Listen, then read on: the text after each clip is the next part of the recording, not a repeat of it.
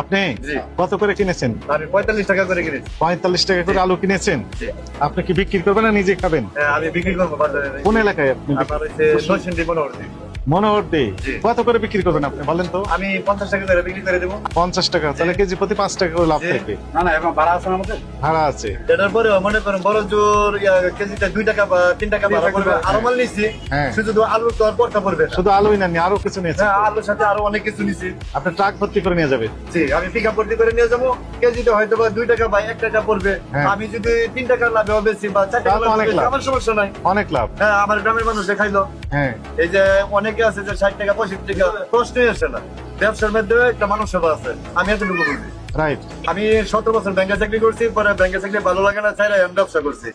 মনে করুন কোটিপতিরা তো হাজার হাজার লক্ষ লক্ষ টাকা দান করে। Right. আমি দান করলাম না, আমি ব্যবসার মাধ্যমে একটা মানুষ সেবা করবো। এই যে। এটা হচ্ছে আমার লক্ষ্য। এই যে আপনি হচ্ছে বীর পুরুষ। আমি এই মানুষকে মারবো না তো, আল্লাহ আমার দিবে। হ্যাঁ, আপনি ঠিক বলেছেন। আপনাকে ধন্যবাদ। জি, আমার জন্য দোয়া করবেন। হ্যাঁ। যে গ্রামের সাধারণ মানুষ সারাদিন কাজ করে খায়, 5 টাকা তাদের জন্য অনেক কিছু। অনেক কিছু। আর এই অনেক কোটিপতির জন্য 5 টাকা 20 টাকা কিছু না। এবং মানুষে আমাকে ভালোবাসে, গ্রামের মানুষরা দোয়া করবে তো, অনেক দোয়া করবে। ভালোবাসে আমাকে। আমি এই মানুষকে মারবো না তো, আল্লাহ আমার দিবে। হ্যাঁ।